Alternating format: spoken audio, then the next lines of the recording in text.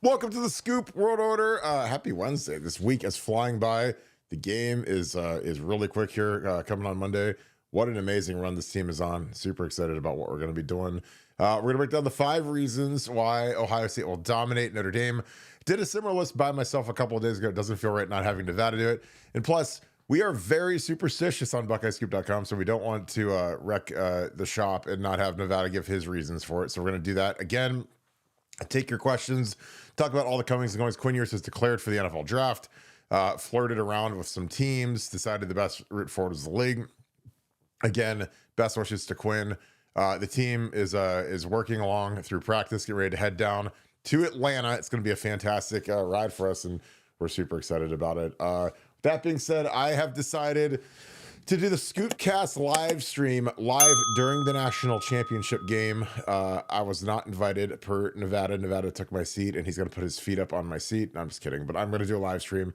Love for you guys to tune in. If you guys have questions live, you can super chat them. The chat will be cooking. I'll be giving live in-game feedback best I can. I will be watching on YouTube TV. So again, I know that some of them are a little ahead or behind, but I'll try to sync it up as best I can for you guys. But I'm super excited about doing this.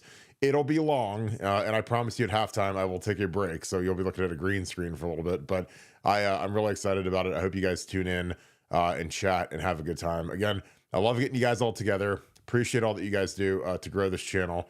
I just wanted to drop that nugget real quick. If you guys enjoy this content, please leave us a like.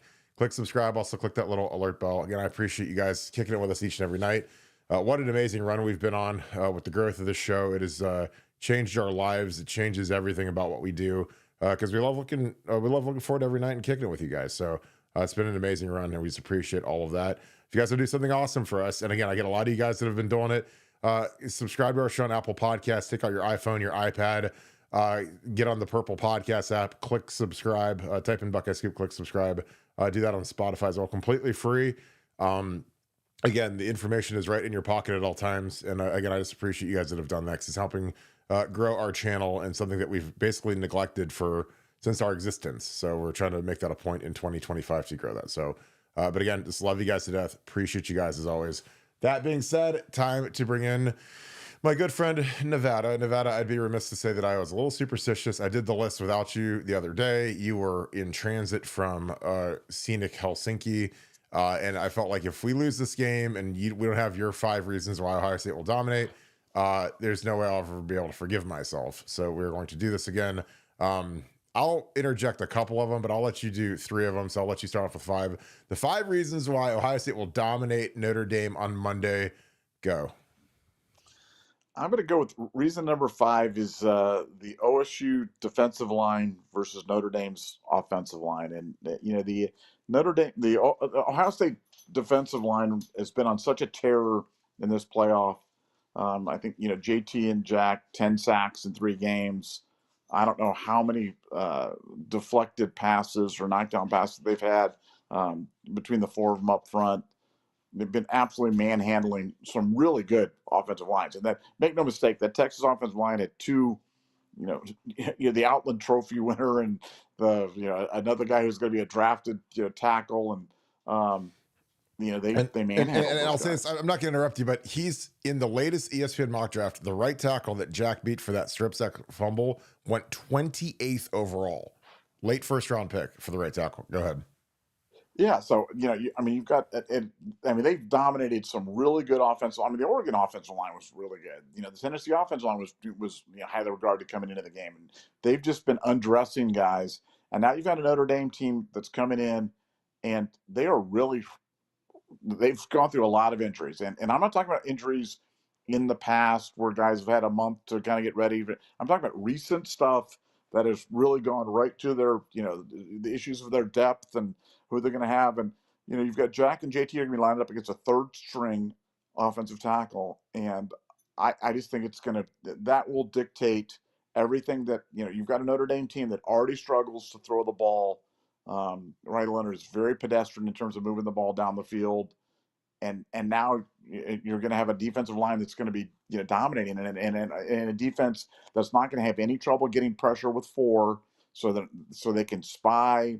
They don't have to blitz, so they're not susceptible as much to the quarterback scramble, to any of the screen pass games.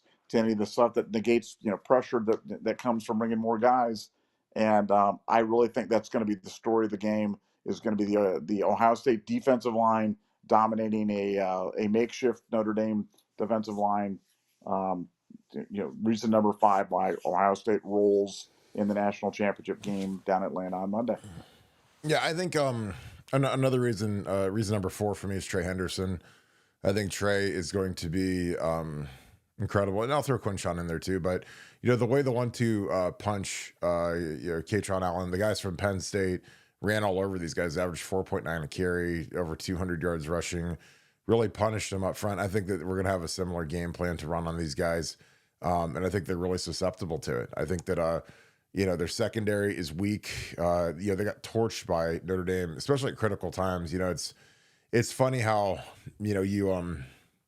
sometimes games come down to a few plays, and at the end of the game when Penn State had a chance to get a stop, their corner slips and falls, and then the safety falls, and they hit that bomb. And it's basically because 2 guys fell down. It wasn't because it was a blown coverage. It wasn't because of a poor defense. But I think that their defense has endured some pretty significant injury tribulations, I guess you could say. And it's going to be hard for them to come back from that, because that's something that, in football, when you've got really good players like Riley Mills and they go out, they're tough to replace. And again, if you wouldn't have said the D-line issue, then obviously I would have said, that left tackle's making, his first career start, in the championship versus JT and Jack. And, Jim Knowles is not, he wasn't born yesterday. Like, you're going to attack that guy, pressure him, you're going to move the front. There's ways to make it really hard on a first-time starter. You're not going to give him straight looks and cage rushes and easy stuff. You're going to make him have to move and communicate and switch twists, and you're going to make it hard. And again, that's what Jim Knowles is really good at. Is he's really good at making life really hard on the offense. And that's my reason at number 4. I'm going to go Trey and Quinshon. I think that our running game is really going to have a big day. Reason number 3, Nevada. Reason number 3 is going to be the offense, the OSU passing attack. And, you're talking about, Will Howard obviously has been on a crazy streak here in the playoff, playing at the highest possible level, clearly the best quarterback in the playoff. Now he's one of only 2 standing, but if you took all the guys, nobody's really even been close to Will.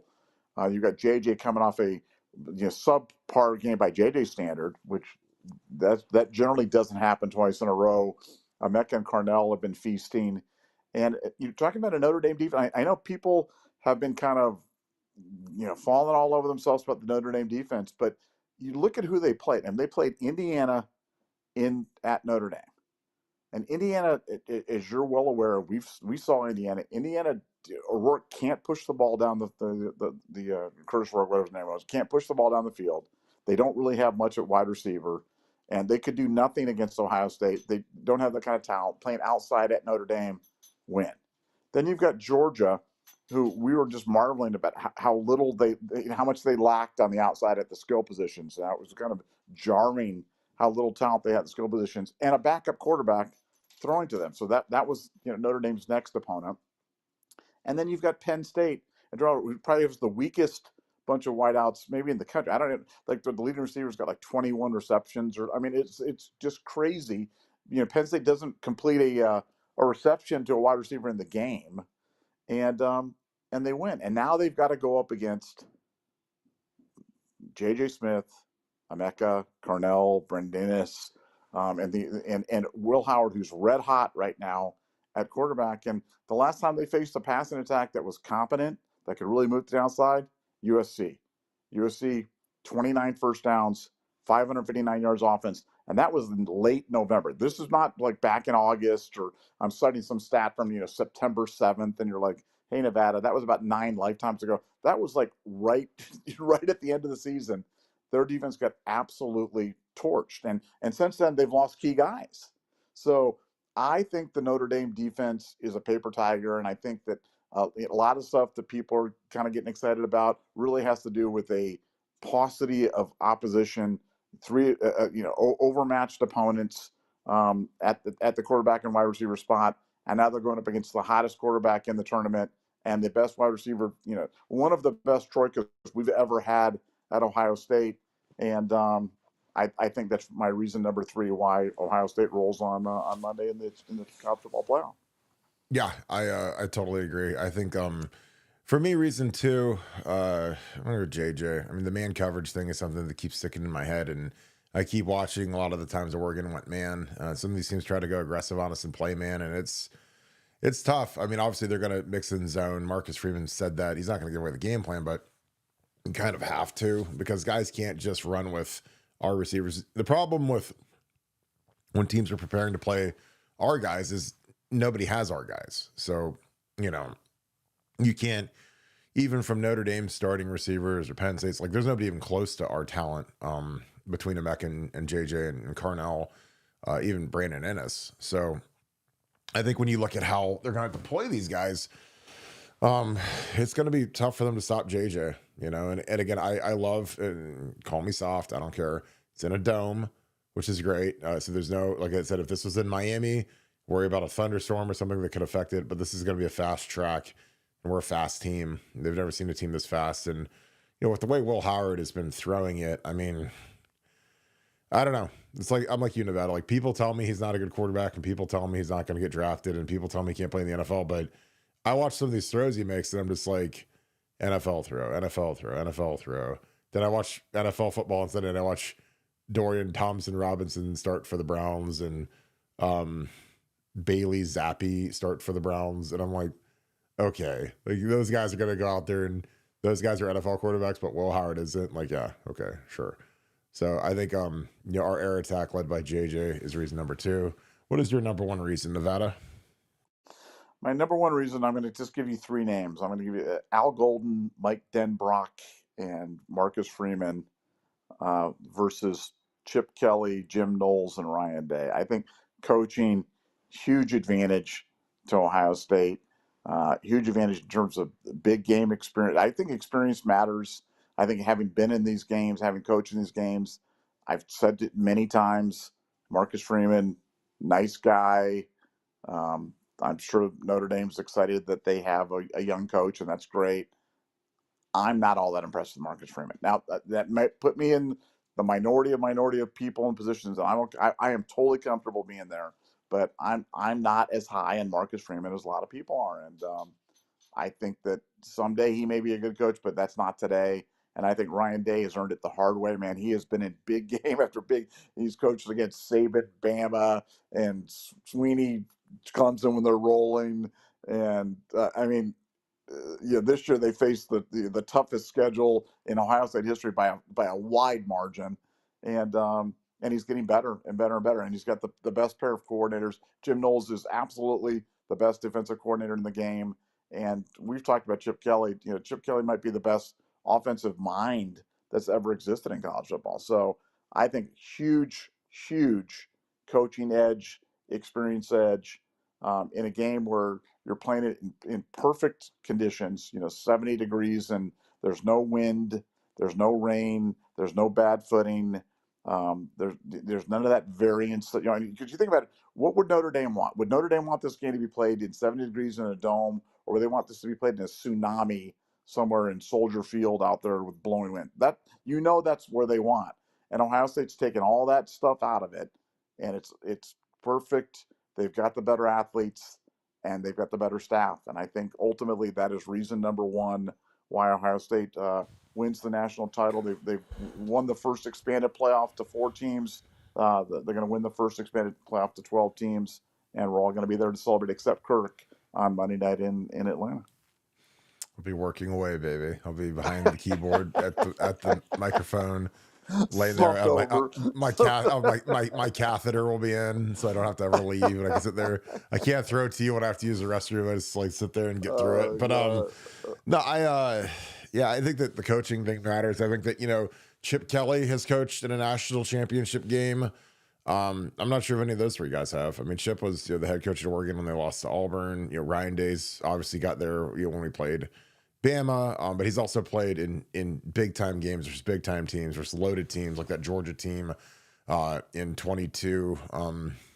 He's come up short because he ran into some really good teams, and had some bad breaks, and you can't expect Marvin Harrison the targeting call that isn't called, and he miss a field goal, and I mean, he's been so close. It's been crazy.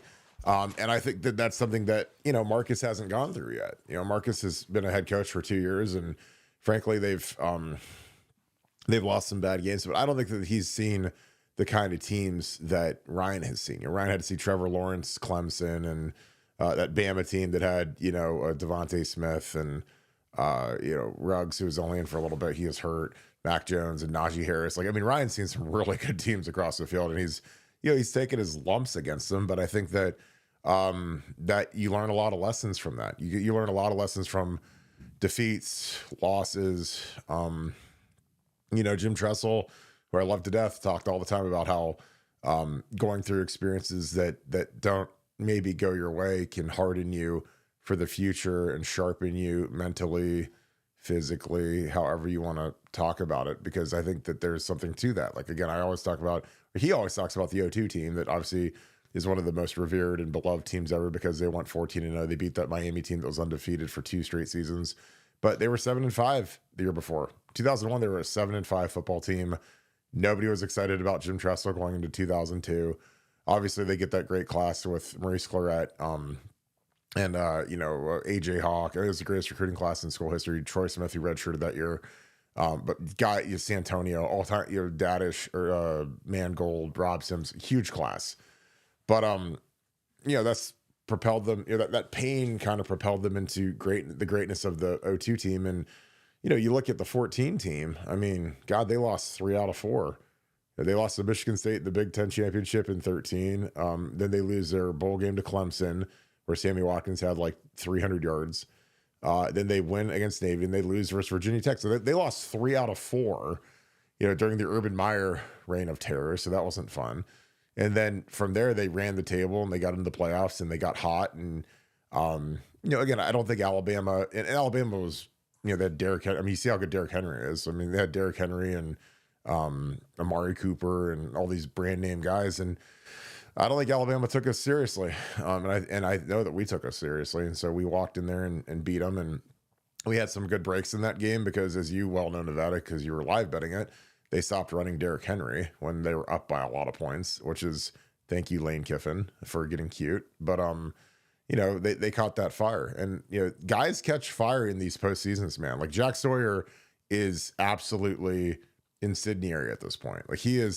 Jack Sawyer reminds me of Ezekiel Elliott in the playoffs in 14, where Ezekiel, I don't think Ezekiel made All Big Ten. I know he didn't make first team All Big Ten. I don't think he made second team All Big Ten in 14, but then he got into that Wisconsin game, and then he got into that Bama game, and then he got into that Oregon game, and he was the hottest thing on planet Earth. He caught fire like a 3-point shooter or like a great golfer where he just couldn't miss. And that's kind of where Jack is now. Jack's in this zone where he can't really be touched. He can't be blocked. And again, that's skyrocketing that draft stock. A guy that was kind of universally beat to death by the fan base and underachieving. And he's having a run that I don't think any of our defensive ends have ever had at the time when we needed the most versus, again, that was a first round tackle, that right tackle from Texas who he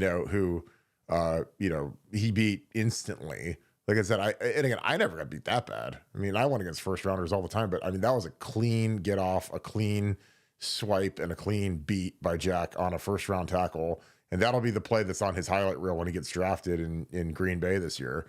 And by Green Bay, the NFL draft is actually in Green Bay, not that the Packers are going to take him, but I'm sure that'd make Nevada happy. But I'm happy for Jack. I'm happy for JT is a warrior. He's a warrior's warrior at this point, because with that ankle sprain, he easily could have rested or turned it down or whatever. And he got right back in there, and he was in noticeable pain, but he gutted it out.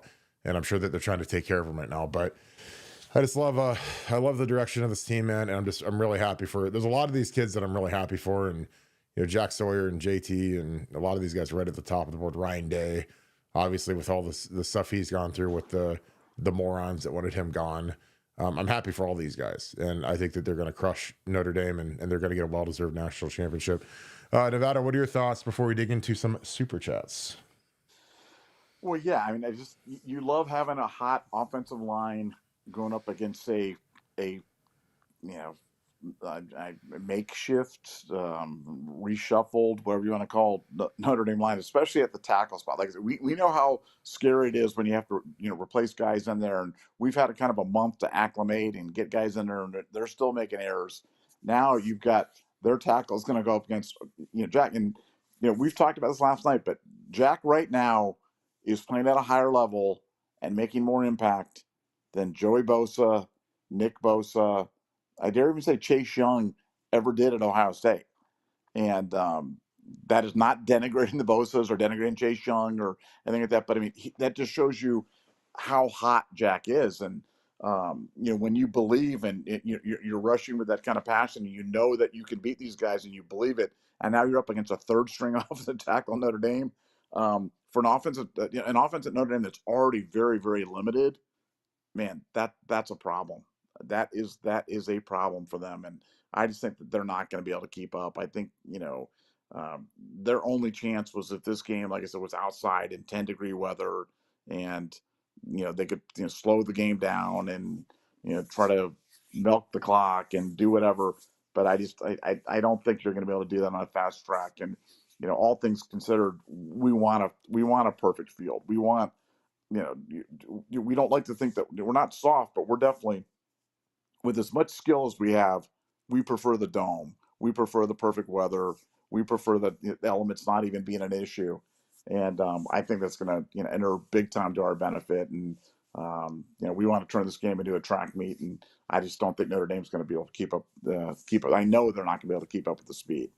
So, but before we get into super chats, I know that we had a birthday wish that we wanted to get out today, didn't we? Have a birthday wish, a 59th birthday. Let me peel it up. So Robert just sent me a note.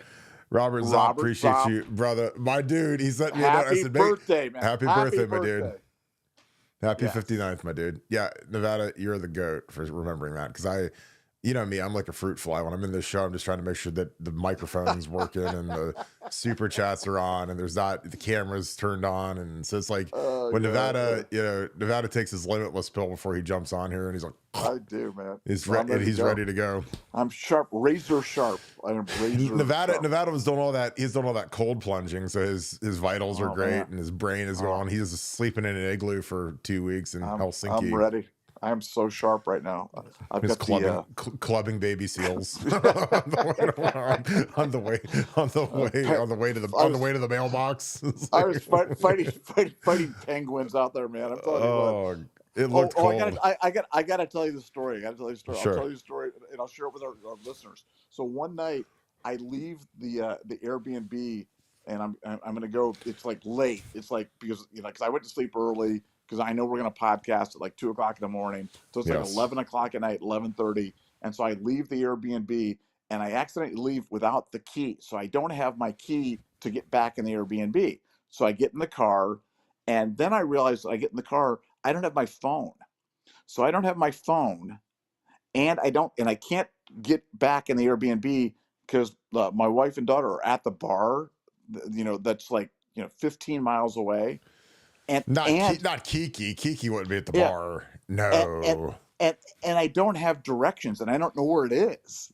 So I don't have directions because the directions are on my phone. I can't call anybody, and I can't go back in the Airbnb, and it's 11:30 at night. So what'd you do? Slay there? I just Cry? drove. No, I just drove and just tried to kind of do it by kind of feel, and I found the place, man. And on top of that, Kirk, driving snowstorm, like so bad the road, like nobody else was on the road. It was just Nevada on the road, and it was bad for Helsinki. That's how bad the snow was, and I was on the road. Just the gringo. And I gutted it out, and I found the place. But think about it, because say I slid off the road, and I'm not talking about into the Grand Canyon, but just slide off the road into a little ditch or something like that, right? Yeah. I couldn't call anybody. I didn't have a phone. I would have just died. I would have literally died on the ditch in Helsinki, and the show forever would just be Kirk and a blank screen forever and ever. Like, can you imagine they'd have found you just frozen? you look like the guy look like the guy in the meat truck in Goodfellas when they kill him, and he's they open the door up, and he's his face is just frozen, and Nevada's just sitting there, and they're like, well, why didn't he have his phone? Oh, he left his phone at home. Oh, I know. Oh, because what You would I know, have done? Like get out and walk out there? The just snowstorm. I honk, mean, just keep honking the horn until you die. Just keep laying there honking it. oh, Help! I I'm an mean, that was American. as I think back upon it afterwards, that was one of the dumbest things I've ever done in my life. Leaving in a snowstorm in a foreign country without my phone, No and phone, no directions, no and nothing. drive and driving. That was not one of Nevadabuck's better decisions. So anyway, And you made it, but I but you made it though. but I digress. Let's get back to the Buckeyes. But I mean, you did live bet on Alabama in 2014 when they were up by 3 scores. So I mean, it's up there with that one. Minus 900. Minus 900. No, it wasn't. It was minus 900. I swear to God, it was. What was it, like 21 to 3 or something like that? It was 21 to 3, and it was minus 900. Yeah, minus 900. Oh my God, I can't. Yeah, whew. I was on the wrong side of the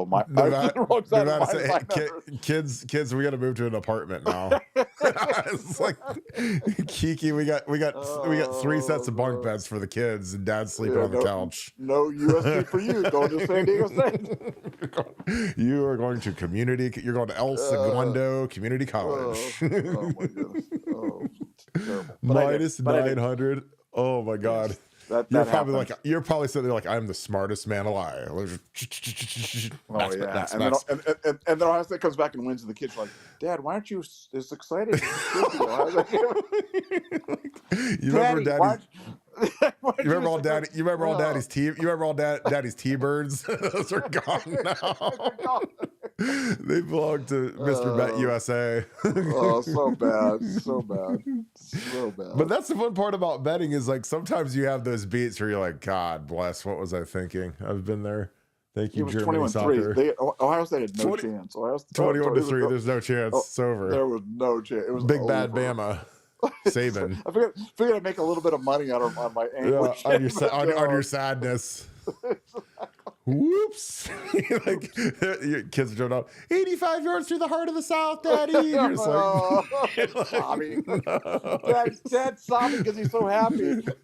Dad's gonna go drive around Finland now. Oh God. Oh, thank God the World Junior is coming in Canada next year. Please be in Toronto. Please be in Toronto. Don't be in like Moose Jaw, something stupid. T-Shay, 1977, thank you for being ultra member. Thank you for the 5. 2 questions. Which player on the OSU roster do you see as a lock NFL Hall of Famer? And 2, has baby Nevadabuck got an offer from OSU's women hockey yet? Oh, God. Whew. Get the flamethrower out. All right, I'll do the first one. Caleb Downs, J.J. Smith, tied, I guess, NFL Hall of Famers. Nevada, do you agree? I mean, yeah, those are the 2 obvious. I mean, I really think J.J. Smith could go down as like the best wide receiver to ever play. I mean, he's that good. I mean, he's better than any freshman that ever has played college football. And so I have no doubt that he's going to be, barring injury, which you can never do. But I mean, he could be the greatest wide receiver to ever play the game. He's that good. And then Caleb Downs, I don't know how you can say enough good things about that guy, but I mean, come on. And I gotta say, in terms of the Hall of Fame thing, like with the thing about those 2 guys is not only do they have the talent and the willpower, but all they care about is football. That's it. So it's like, there's a lot of guys. You see Deshaun Watson and how he acts like off the field. It's like, some of these guys they get the bag and they just like Deshaun Watson could not care less about football at this point. He's paid. And again, that's the risk that you get when you pay these guys. Is some of them, they're just like, what's football? Like, do I got to really put in the work, or is it just kind of go through the motions, put in the work? So I think that it's something where you got to go, those guys are about that life, and they're awesome. Nevada has baby Nevadabuck got in an offer from OSU women's hockey yet? Question mark. Baby Nevada has committed to Penn State to play hockey, despite she grew up an Ohio State fan. I always wanted her to be at Ohio State, but she thought that Penn State was best for her. So is that I will never wear Penn State stuff. I'll wear Penn State hockey stuff, but I will never wear Penn State and I don't want to go to the games. And people are like, oh, these other dads are like, hey, let's get tickets and let's go to. And I'm like, I have no, I have absolutely no interest in doing that. So I know that's Go to a Penn State hockey game. no, Penn State football game. I don't want to go to. No, they're like, Oh, they're like, let's get tickets to Penn State football. I'm like, no, God, guys, no. I hate Penn State. So anyway, But I do. Ohio State knew about Morgan, and Morgan camped at Ohio State multiple times, and they yeah, said it's a long story. It's a long story. It's a long story. Yeah. But they were well aware of Morgan, and she just had the greatest World Juniors performance in the history of the tournament as a goaltender. From numbers wise, she played every minute of the tournament, which has never happened for Team USA. She had 3 shutouts, and I think she gave up 4 goals in 6 games or something crazy. So yeah, she was unconscious. Yeah. She did good. So, I mean, every rating has her as the second best player in the world in her class. So she's pretty damn good. And the only other girl is this phenom from Slovakia, who's a girl. If you look up this girl named Neely from Slovakia, she's a 14-year-old who did the Michigan in a game, which is where they scoop the puck up and they dunk it in the net, from behind, Trevor Zegras does it and Connor Bedard. This 14-year-old girl did it in a World Juniors qualifying game. So she's ridiculous. But any other year, Morgan would be the number 1 player in the world in her class. But Ohio State said thanks, but no thanks. So again, that's not on us. That's not on Morgan. So, it is what it is. I'm not going to get into it. Buckeye Man 2014, thank you for the 5. What do you make of Lou Holtz's comment today? He said they will win because they're Notre Dame and we are not. He said they will win because they're. I mean, again, acknowledging. And again, here's the thing. Go ahead. I'll let you go first, Nevada. No, I was gonna say it's a shtick, guys. I mean, it's with Lou Holtz, it's a shtick. I mean, it's just. I mean, it's just what he does. I mean, I'm trying to think of something to do, but it's not serious. He's just trolling. I mean, he's just kind of doing it, and he's just kind of saying it, and he's 99 years old or whatever it is, and so don't get fired up about it. And for me, it's amusing. And Lou, I mean, people, people forget. I mean, Lou was a great Buckeye. I mean, a lot of people wanted him to be the head coach at Ohio State when Woody left.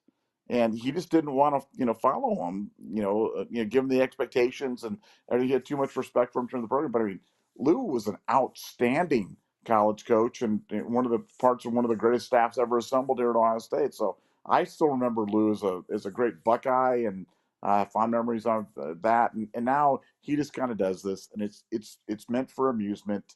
Take it as such, and don't get too fired up about it. And that's directed at you, Mr. Ryan Day. If you're listening to this, Ryan, don't respond to Lou Holtz. Don't do it, man. Never punch down. Always remember that. You can punch up, but don't punch down. And hitting it at Lou Holtz is punching down.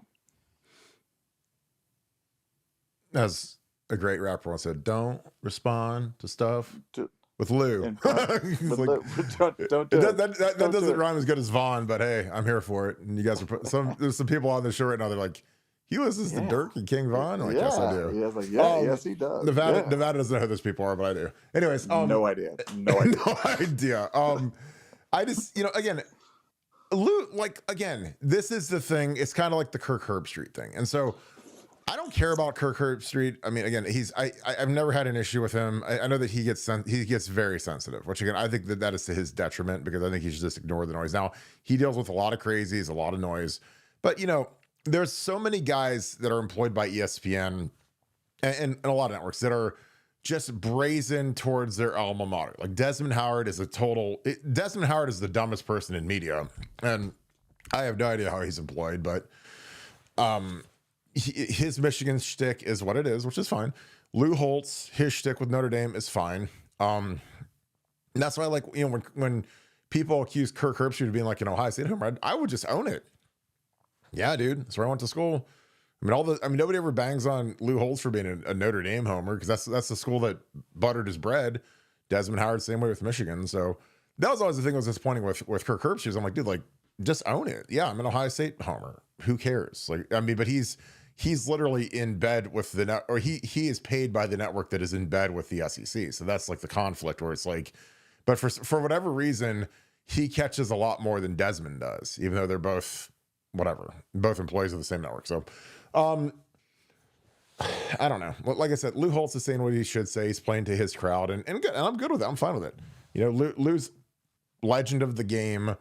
I'm not gonna say anything bad about him. Again, I know he says dumb stuff. Again, when you're an old coach and you come back and they put you in front of a pep rally and he says, "Oh, they're not tough and they're soft," and it's like that's just playing to the crowd. Like when we played Penn State in 05, Joe Paterno was at the pep rally the night before, and he was acting like he was Troy Smith, and like Troy was like a little soft buttercup. No, we lost that game, which sucked, but he said, "I want to hear how loud you guys are at the whiteout," and he like was acting all like goofy. And again, I didn't get like upset by that because again, you're trying to play to the crowd. So, you got to have like a little bit more mind strength where you're just like, well, yeah, obviously he's going to say something like we're soft or whatever. It's like the only thing that matters is what you do in between those lines, because people can call you soft. They can call you, not clutch. They can say that you can't win the big game, but all that matters is what you do between the lines. And Ryan Day has a chance to destroy every narrative that's ever been created about him on Monday. And he's going to do that. Again, you can't win the big game. Well, he just ran off Tennessee, Oregon, Texas, a damn good Texas team that's loaded with NFL players. And now he's going to see Notre Dame. And again, I'm not convinced that Notre Dame isn't better than Tennessee. I mean, I think that they're about the same level. And again, I know they beat Georgia, but Georgia with no quarterback is a different animal than Georgia with an actual, starting their backup quarterback in the tournament is tough sledding, even with that defense and even with winning the SEC. That's tough. And I know they beat Texas twice, but I don't know. You give me Georgia with a backup quarterback and how poor their offense was and how bad their skill players were. Like, I'd take that all day. Defense is legit, but the rest of it, not so much. Got to give a shout out to our boy Devin. He is a mod on here. He is the founder of Buckeye Boys with a Z. Make sure you guys follow Devin. It's his birthday as well. Happy birthday, Devin. Appreciate you being the man. Devin has gone to every playoff game so far. So he is world traveler. He'll be there in Atlanta. So make sure you guys link up with Dev. Make sure you guys follow his channel with Mello, Buckeye Boys with a Z. They're on YouTube. A lot of times they either go right before us, right after us. Great dudes. Make sure you take care of them. And Devin and Cujo will have a nice slice of cake and a steak for sure tonight. So Cujo, the wild Buckeye boy raccoon mascot. So shout out Devin. Appreciate you, brother. Clayton Sofer, thank you for the 10. My family and I are heading to the Natty on Saturday. Can't wait. We've always dreamed of going to one, and we are blessed enough to be able to go this year. Nevada OH. Well, I got to not enjoy the two that I played in, and I got to enjoy the one that Nevada, bought me a ticket for. I said, "Hey, I got to take." This is back when I barely knew you. I mean, I met Nevada in 2014, and we happened to go to the Natty that year, and he said, "Yeah, I got a ticket if you want to go." On me, and I was like, "Well, that's great." So since then, we've become business partners, best friends, whatever. And now I'm on the outside looking in. No tickets. There are no tickets available in the entire 80,000 seat stadium for you. So I'm sorry, sir, but you can live stream. So that way I'll be able to pay for probably one ticket off the live stream. So it'll be good. Or at least half of a ticket, maybe. Only face value, none of the fees though. So, but yeah, it's if there's ever a year to go, it's this year, because I don't want to be stupid, but I don't know how we lose this game short of a catastrophic injury. I just don't. So I don't know. But I think that the way that this thing's shaping up and the way that this team has been a team of destiny and the stuff that they've been through, the 2 losses and then catching fire at the right time, the senior leadership that we have, I think that it's a special crew, and I think they're going to finish the job on Monday. Nevada, Clayton, and again, congratulations for all of you guys that are going. It'll be an incredible experience, especially if you get to share it with your family and your kids. My family and I are heading to the Natty on Saturday. Can't wait. I've always dreamed of going to one. We are blessed enough to be able to go this year. Your thoughts, Nevada? Well, just look, having more people there matters. So if you have a chance or have an inkling that you want to go. It's drivable. It's not that far. You can get to Atlanta. And I'm telling you, if you go and you're patient and you wait for day of game, you'll get tickets relatively cheaply. And every single person matters. And I'm not saying it's a once in a lifetime, because I don't think it's the only time we're going to be back. But these things don't come around that often. I'm literally bringing all 5 of my kids, so it's going to be Nevada and all 5 little Nevadas at the game. And just going to enjoy it. And I would encourage everybody who's thinking if you're on the fence, do it, man. You'll always make more money. You'll always, but to have this experience in terms of doing it and experience the national championship, man, do it. If you have a chance to do it, do it. Yeah, I agree. I mean, it'll be a blast. And again, it's as we talk about all the time about, like, this is so hard to happen and get to, and Impossible. I mean, you got to cash in, like, because again, like, I don't like to say it out loud, and I don't like to say the obvious, but, like, teams go through downturns. I mean, there's probably a lot of Alabama fans that are like, well, I'll go to the next national championship. And now you look at their situation. I mean, they might not be in a national championship for a long time at this point. Clemson, same way. Georgia, so if you got a chance to go and your guys are worried about it, like, you can go get your, fence redone, or, you can go get your roof redone next year. I mean, because, like, we might not see a natty. And again, it's not because of the program, but it's just really hard to get there. I mean, you got to have the stars have to align. You got to be lucky. You got to have the right. You got to catch fire. And again, like, we were we were a foot away from being tied with Texas and potentially going into overtime. And Jack made that miraculous play and ran it back. And so, that was a tight one. That could have gone either way. And so, we were lucky enough to win it and kind of separate a little bit. But that's how close it is. I mean, Texas fans are probably thinking, we'll go to the natty, and the quarterback gets strip sacked, and all of that goes up into smoke. So. Yeah. Cordell Jackson, thank you for the 10. Appreciate you, my friend. Located at Fort Jackson, SC, 13 years active, going strong. Thank you so much for your service. Appreciate you, my friend. Thinking of going to ATL, any Scoop meetup locations, feel free to email me. Love the show. Have not missed the night. Keep up the hard work. I appreciate you, my friend. Thank you so much. I am not hosting a Scoop meetup. I will be on here doing a live stream during the game. If anyone is going, I know Devin is going. Guys, if you guys want to exchange information or emails, whatever, do that in the chat. You guys can get together. Again, I'll be here doing a pre and post game show and a live stream. So get ready for it. It'll be awesome. And again, I hope that you guys that can go need to go. I mean, you guys, again, this is a once in a lifetime trip. And again, I just think that with the advantage that we have, this is one where, we've had bowl games where people pay a lot of money and watch us lose. And I don't see how that happens on Monday, in my opinion. Nevada, any thoughts? Again, Cordell, I appreciate your service, man. 13 years active, going strong. I don't think there's a Scoop meetup, correct, Nevada? I mean, no Scoop meetup, just because, man, it's just so hard to try to coordinate a place. But as people kind of get together and we do it, maybe we'll put it on the board. If like when I and the Nevadabuck clan decide to go, maybe we'll go out somewhere on Sunday night to watch the NFL game or do whatever. I'll put something on the board, and if people want to see that and hook up, would love to say hello to as many people as we can while we're down there. And I'm down there Sunday, going out to dinner Sunday night, hanging around all day Monday. I think the weather's going to be kind of crappy, so I don't know how great it's going to be, like tailgating or whatever it is before the game. I think it's going to be kind of like before the 14 game, Kirk, where it was so cold and we were huddling to get inside the doors of Jury World. But no, I'll definitely put something on the board where we're going, and love to see as many people as possible. All right, D. Sunny, thank you for the 5. Hey, Nevada, any good stories about showing up to a game and someone wanting to sit in one of your seats? Any stories like that, Nevada? Well, yeah,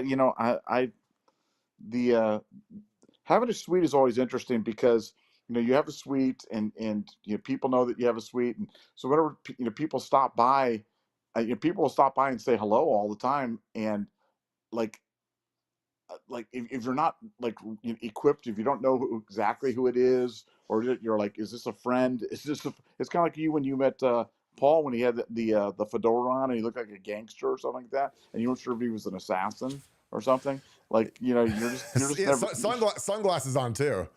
And he's like, and again, Paul is one of my favorite human beings. He walks up to me with sunglasses and a fedora, like he looks like about to kill me.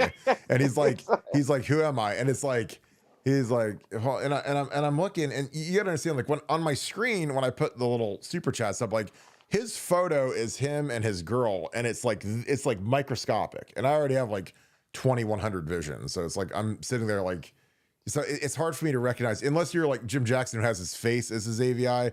Like I it's hard. So I did not know at that moment, and plus I talked about, I mean, we had about 1,000 people show up to B-Dubs that day, and stood in line, took photos, talked, and I was sitting there like a sweaty hog. So I was exhausted by the time that thing was done. But it was a great day. Well, I'm sure we'll do it again this upcoming year. But yeah, I mean that's part of being, me, because people see me and they recognize me and they come up and talk to me, and I try to recognize everybody, but if they've got really small photos, man, it's hard. But now I recognize them anywhere because we've had lunch together. He brings crazy wine to wherever we're at, and we always have to pay a corking fee even if we're at a sports bar. But yeah, he does not give an F about anything because he's a beast. So Paul's the man though. Yeah. Yeah, I know Nevada. The sweet is a gift and a curse, man. It really is. Yeah, because you never know who you're going to run into at that suite. That door lock comes in handy sometimes. It does. It does. Jim Jackson, thank you for the 10. Burke, do you know the details on why Damon Wilson didn't commit? Why is it such a challenge to land the big dogs on the O lines and D lines? Money, relationships. I mean, obviously, money is a huge one because some of these guys, have, I don't know if he had to pay, the rumors he had to pay a buyout at Georgia he had to give some NIL money back because he's breaking their NIL deal. And then he probably wants some crazy number from his next team. And, here's the thing. Everything in life has a price. Everything. Like if someone walks up to your house and they offer you, $1 million more than what you paid for it, you'd be calling U-Haul tonight and moving out or whatever, your car, whatever you have. So, these kids are no different. If someone wants to offer a kid some crazy number that could, upset the entire apple cart of your roster, then it's, in my opinion, it's better to let that kid go and say, okay, well, you go to Missouri and they'll pay you this fortune. And, you better be, when you pay one of these guys, you better be damn sure. It better be like Caleb Downs, JJ. Those guys are worth every nickel. I mean, and those guys are going to both get raises. They're getting big raises this year too. So, but, if you pay those guys, you better know what you're getting. You better know what it's going to cost. You better know how they're going to handle it. Because obviously you guys know, not everybody handles, getting a fortune the same, obviously, like hitting the Powerball like these kids do. So I don't know. Like, I mean, I've heard what some of our guys that are transferring are getting, and it's insane. And I don't blame Ohio State for not matching it. Like some of these kids that are in the portal, and frankly, some of these kids that are in the portal, this is going to be their last payday. Like they're not going to play in the NFL. They're not going to be, or they'll be late round guys at best or undrafted free agents scraping by. And the thing I stress, and I mean this sincerely, is like when you go to the NFL, like imagine, Mayan Williams is a great example.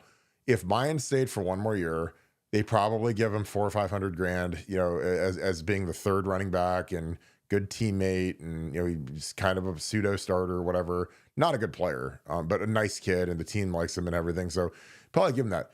Like if he would have gone, to an NFL team, for one, he didn't get drafted. So his signing bonus would have been $0. And then he has a chance, the league minimum $750,000, but you have to make a team first. So, in the NFL at this time of the year after the Super Bowl, the rosters all go to 90 players, but then they get cut down to 53 plus I think a 10 or 12 man practice squad. So there's 65 guys on each team down from 90. So, those 25 or 30 guys on every team that are in camp and rotating through these lineups, they don't get paid anything when they get cut. So Mayan's the guy that probably would have gotten cut in the league and gotten 0 and 0 for a signing bonus, 0 for a salary. So to lock in money again, like the Beck kid from Georgia, I think is playing it perfectly because he probably would have been a 5th or 6th round pick. He's damaged goods with his shoulder or his elbow, whatever got hurt.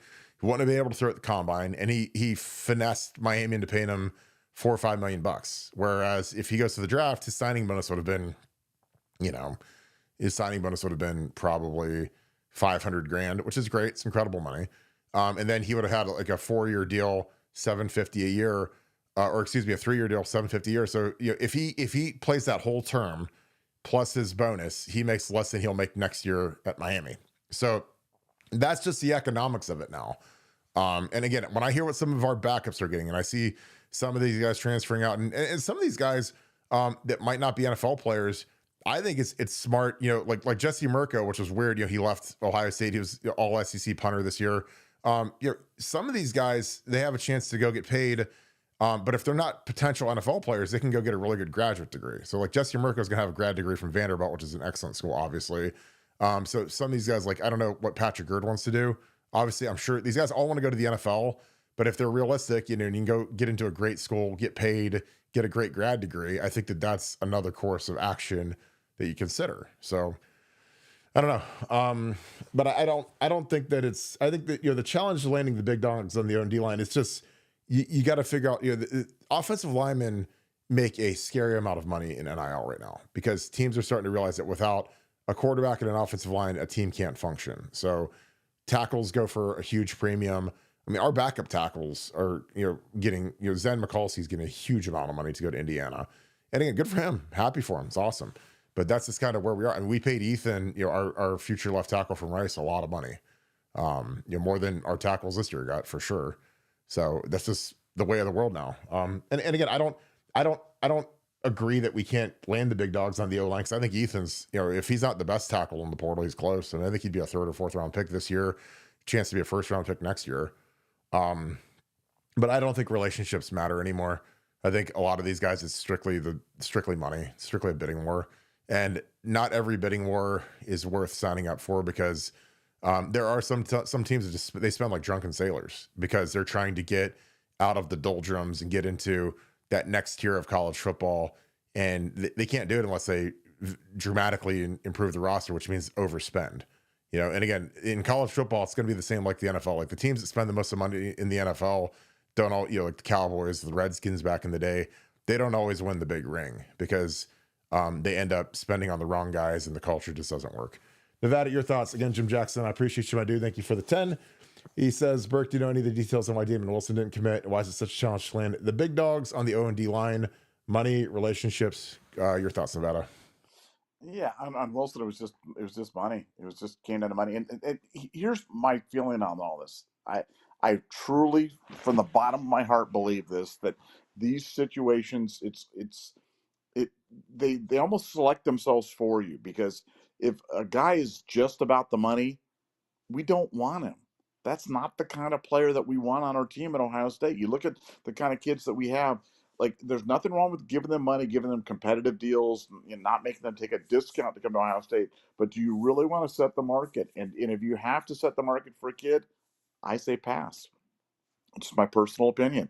I think that, especially if it's a high school player, 100% pass. So, portal player, you've got a better chance, but they better be markedly better than everybody else that you have in your. They better be Caleb Downs.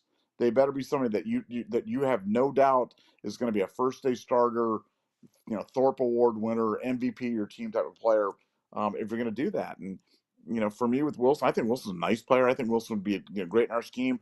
But is he markedly better than Caden Curry, Kenyatta Jackson, Mitchell Melton, C.J. Hicks?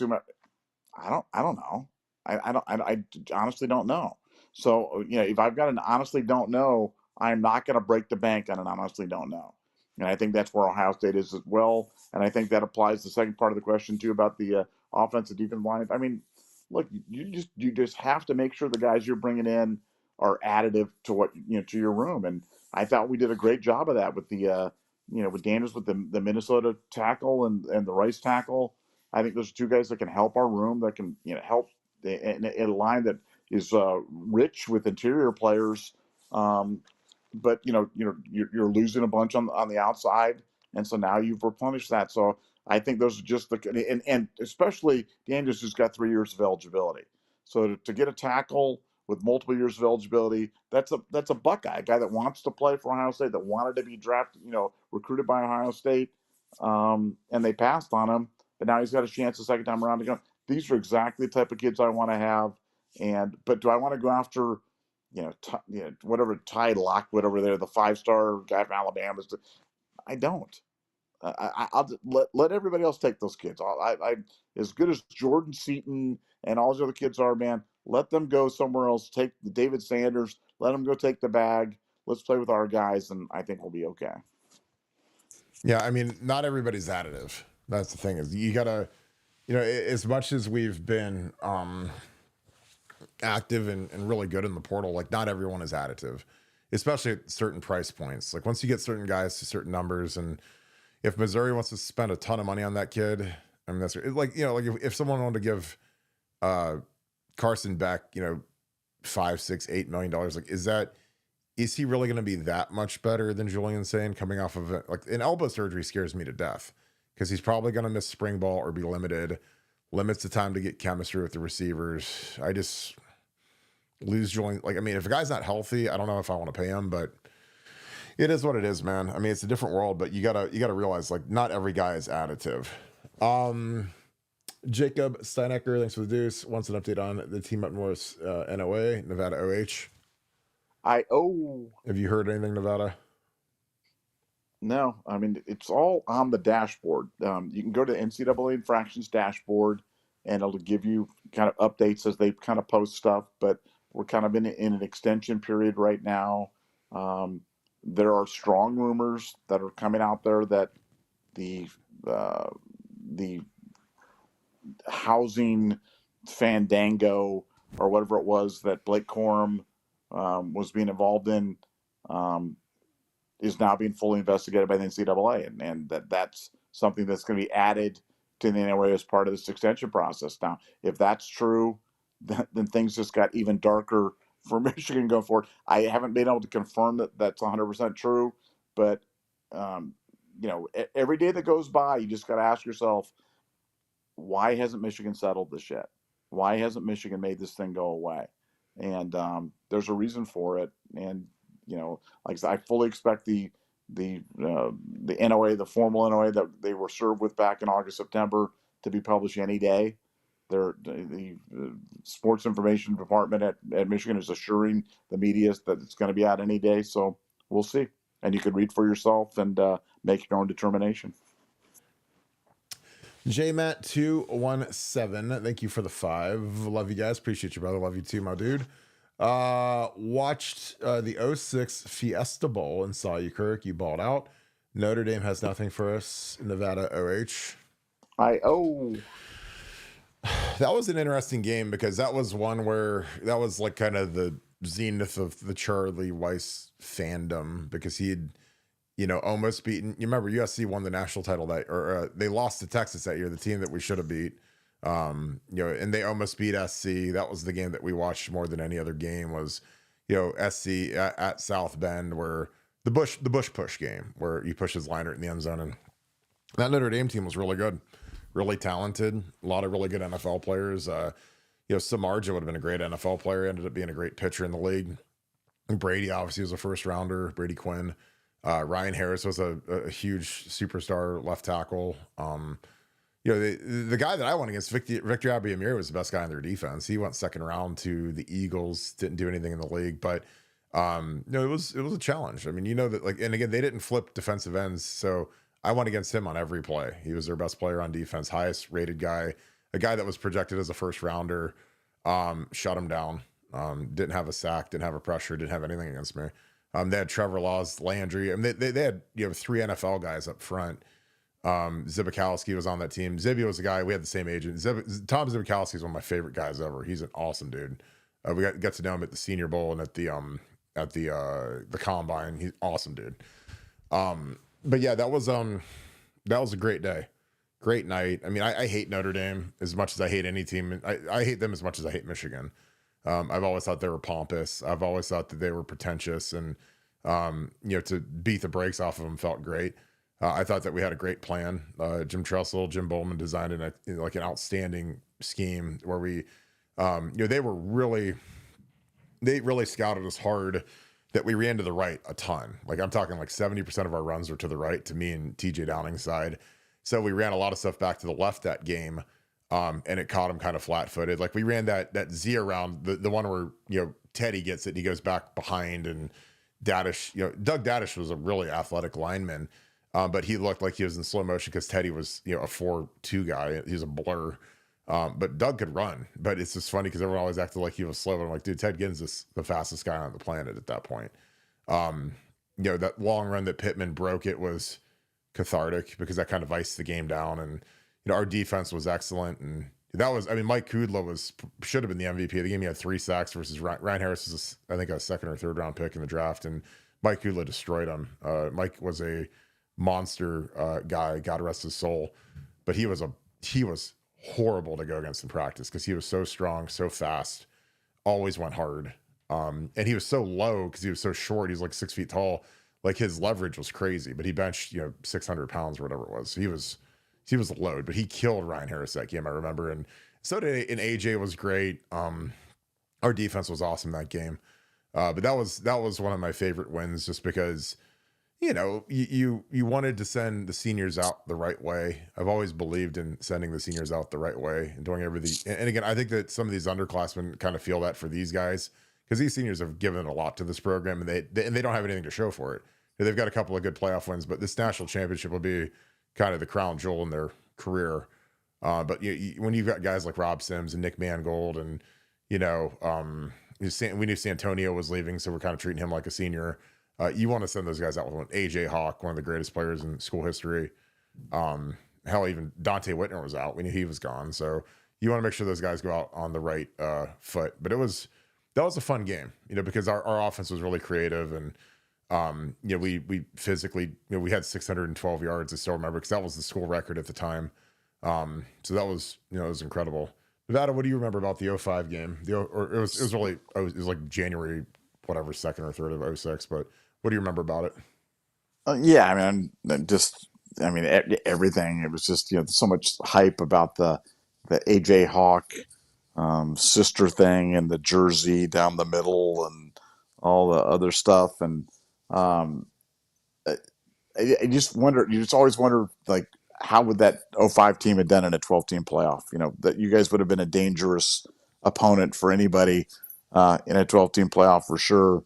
But then I flip around to something you just said, which I think is a really underrated point, which is now under the format, they have a lot of teams don't get to end the season on a win, and back then you got to finish with a bowl win. And no, it wasn't the national championship, but it was a bowl win against Notre Dame, and that kind of left you on a positive note. I think it provided you guys a lot of momentum into '06, and as you said, it sent a lot of great seniors out or underclassmen that were going to the draft out, on a positive note there. And I think you lose that with this expanded playoff because only one team's going to finish the season in the top 12 on a positive note, and that's everybody else is going to finish with a loss.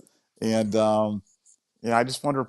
Yeah, I just wonder about stuff like that because I know everybody says the bowls don't mean anything and it's all about the national championship. But man, when people win bowl games, they sure seem pretty excited about it. And you've seen it from all things. You've played in the Alamo Bowl and you played in the Fiesta Bowl and you played for national championships. And you know, well, I know it's a different era and stuff. I'm sure you felt good after you won the Alamo Bowl, and I'm sure you felt good after you won the Fiesta Bowl. And I'm sure that game didn't feel meaningless to you. Now I'm speaking for you, but am I accurate in that? Well, I think that something that it does is, and it's a lot different now with NIL because obviously these guys get paid, but there's guys that have like lived off of that Notre Dame game. Like some of these guys, they still do the autograph circuit, and they have that kind of like their last memory at Ohio State is like that fond memory of the '05 team that won and beat Notre Dame and kind of rallied, beat Michigan. It's one of the great coulda, woulda, shoulda teams, like the '15 team and the '05 team of. This team should have won a national championship. They didn't, choked it up versus Texas. I mean, that was one where, obviously we lost to Penn State, so you can't dodge a team that we played every year. But I think that there's something to, like in the old days, like before NIL, like the big thing that you make money on was the autograph circuit. So a lot of these guys, when they would declare for the draft or they'd be seniors, they'd go hit the autograph circuit and they'd go to Buckeye Corner or different malls, card shows, and they'd make, hundreds of thousands of dollars, like just signing their name and hourly rates. And I think that when you win that last game, your rates go up, 5 times as high because people are excited to see you. Now, when you get smashed by Florida or you lose to LSU or whatever, it's different because the last memory that they have of that class, because I don't, that the '05 crew has feasted on that way more than, the '06 guys with Troy and the '07, obviously '07, we didn't have the star power. But I think that when you lose that bowl game, it's that wet blanket on the season. Like people aren't as excited. And again, and that's just real. I mean, again, and I totally get it. Like I wouldn't be excited. Like I wouldn't be excited to go get something signed by someone that lost in a national championship game, got smashed. Like, that's just part of why you need to show up and get after it, and again, I think that I enjoyed that Notre Dame game just because I thought this is good. And then, but on the flip, like, I think that we kind of fell into a trap where the next year we went out there, played Florida, and we're like, okay, let's go to the same hotel, wear the same jerseys, do the same thing, and kaboom, we'll win. And then, Teddy breaks his leg, and it didn't go quite to plan, because you got to remember, like, we beat the Hurricanes out there, beat Kansas State out there, beat Notre Dame out there, like literally in like 3 out of 4 years. We'd gone to the Fiesta Bowl, we wore the white jerseys, we stayed at the Fairmount Scottsdale Princess, and we won the game. So like we kind of fell into this rhythm where it's like, okay, let's do the check, and roll out to the game. And, we ended up getting crushed. Now, again, I can't anticipate our best player getting his leg broke. But again, I think that, people spend a lot of money on these bowl games to curate memories and engender stuff that they'll think about on their deathbed, where, hey, I remember when I took my family and we watched Ohio State win, we saw the confetti fly. And that's a memory that, frankly, like, you can't get anywhere else, which is why I tell people, like, look, if you can go to this national championship game, go. Get your gutters fixed next year, or get your siding done, or roof, whatever. Like, go to the game, because I don't know when we'll be back. We might be back next year. We might not. I mean, it's been, we've been back one time in 10 years since that 14 win. We got smashed by Bama. So, this is one where, we're going to win. And so if you want that to have those memories and that feeling, like, go do it. Go see the game, because it's going to be awesome. And again, that's like that Notre Dame game. It was awesome, because you're with your family, and if your guys got their girlfriends, and now it's even better now, because the families go down on the field now. Before it was like Fort Knox, where the families weren't allowed on the field. Now, like, the whole families are down on the fields. Now they've got wristbands, and you get to celebrate with your family right on the field. And when you put in all this work and all this struggle and toil, and you get whipped to death by the fan base when you lose to Michigan, like, all of that is worth it when you win a national championship, or you win that Rose Bowl, or you win that Cotton Bowl. And, when you neglect when these coaches all neglect their families and kids, and they're gone, and they're on the road recruiting, and they're, the kids are getting made fun of at school because daddy gave up 45 points in the big game or whatever. Like, it all comes back to that moment in time when you're on that field celebrating. And, is it all worth it? And the kids are gonna be like, yeah, dad, like, for like RJ Day and Ryan Day's kids, like, the stuff that they have to go through when their dad loses a game is horrific. But, if he wins that big ring, then they don't have to worry about anything ever again, so it's just kind of going to be what it's going to be.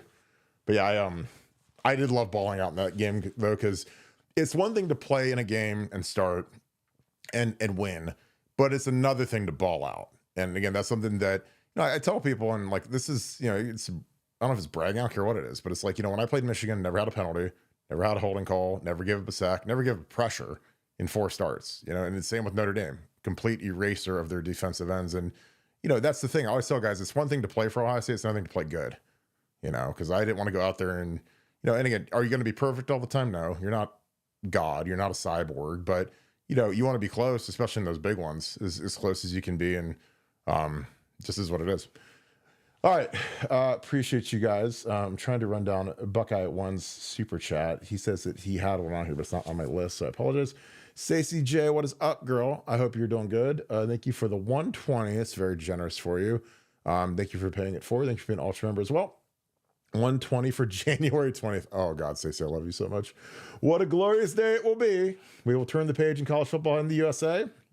Out with the cheating scoundrels and in with the deserving winners. Nevada, congrats to Team USA and Boo Buck.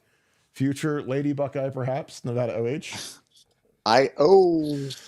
If you guys knew the lengths we went through to try to get baby Buck. I mean, we were introducing her to Nadine Muzzerall when she was in 5th grade, and we're like, she's going to be really good. And I think Nadine thought we were both crazy, but turns out she's the LeBron James of girls hockey at this time as a goalie. So I guess we did know what we're talking about. And if you guys knew Nevada's hockey background, he's been around some Hall of Fame level players. And so it's not like he's never seen a good hockey player before. So, and honestly, I was probably higher on her than he was because it's his daughter and he doesn't want to, talk, Kirk, I don't know if she's any good and she might get cut next year. I'm like, she just had the greatest World Juniors in history and she has another year left. She's an underage. Well, I don't know if she's going to make the team next year. Well, If she doesn't, they should fire the entire Team USA staff. She just had the best tournament of all time, you know. Because here's the thing, we can say whatever we want, and you guys can say, oh, Kirk and Nevada were blowing smoke or we're dumb. But the cool thing about like hockey, especially with goaltenders, is they have this thing called statistics. So you can look at the statistics, and when you've got like a sparkling 96 save percentage and your goals against is less than 1, and you play every minute, and you play against Canada, and you play against, you know, Slovakia and Sweden twice, like, you know, it's not like it's not like she just played Kosovo and Bosnia. She was playing like the real team. So, you know, I don't know. But again, I'm super proud of little Boo Buck, and she's really proud of her, because if there's one human being on this earth that does not feel pressure at any moment, it's her. So she doesn't care. I mean, you can put her out against Sidney Crosby and Alex Ovechkin, and she'd be out there. She is a cyborg, man. She does not, man. She does not, because people don't understand. Like she tested, and I'm not going to go too crazy, but like she tested into this thing in California where she was like one of the highest scores of all time in the history of the state of California for intelligence. And so when you're that athletic, and then you're also like impossibly intelligent, when you're playing goalie, like you really understand angles and, you know, how to cut everything off and how to be aggressive. And she adds all of that into the package. So then when she's out there, she's just like a little Cybertron of stopping pucks, you know, and she doesn't flinch. And there's times where it's 5-on-3 and the whole world's caving in, and she's just out there standing on her head, just like stopping everything. So I don't know. It was worth the $120 I paid for Fubo TV to watch it on NHL Network. I'll say that. So, Nevada, your thoughts from Stacey J. Again, I appreciate you, girl. January 20 will be glorious. Turning the page. Nevada, congrats on Team USA and Boo Buck. We've already addressed the future Lady Buckeyes. Anything else to add, Nevada? We put a lot of color into that tonight. January 20th is going to be a glorious day. And like I said, if you have a chance to come to the game, come to the game. I'm telling you, you will not regret. You're not going to go, oh, I shouldn't have come to the game. I wish I'd have bought that leaf blower or something like that. Like, come on, let's come to the game. Let's go. I wish I'd have bought that 100 leaf blowers. Exactly. That leaf blower. What is it? You buy the Rolls Royce of leaf blowers, chromed out, like sitting on the carbon fiber leaf blower. It's like, oh god, I'm gonna be paying for my leaf blower. I'll be live streaming for 3 hours. I'm gonna pay for my leaf blower, baby. Have you used your snow machine thing, your snow blower thing? Have you used that yet? We haven't had enough snow. We had a little bit of snow this past weekend, but like I got to go get it serviced. You know, as soon as I get my truck, I can throw it in the back. And I haven't used it in 2 years. I mean, that thing's a monster. It's got a big scoop sticker on it. And it shoots the snow 10 feet in the air, but I got to get it serviced. I haven't started it in 2 years because we haven't had any snow. Everybody's like global warming's terrible. It's like in Ohio, it's the greatest thing ever because we don't get snow anymore. It's awesome. Kirk, Mr. Plow Barton. I like Homer Simpson, Mr. Plow. He's like Mr. Plow, exactly. I'll be walking up and down, getting my Venmo for $10 to do your drive. Actually, probably like 25 in our inflation-riddled Joe Biden America. I know. It cost me $20 of gas to do my driveway now. Oh my goodness. Well, 8282, thanks for the 5. I think we win big, but the one thing that scares me is Sonny getting beat in the pass game by running back. Other than that, I'm 100% Buckeyes by a billion. Nevada OH. Well, if you guys listen to Jim Knowles, that was brought up about the wheel routes, and I think that'll get corrected. Again, when you get beat on something, I always tell you this in football, if something gives you trouble in football last week, if there was something that Texas did that we struggled with, you know, from a pass protection standpoint or a coverage standpoint, whatever, the next team's going to try to run it.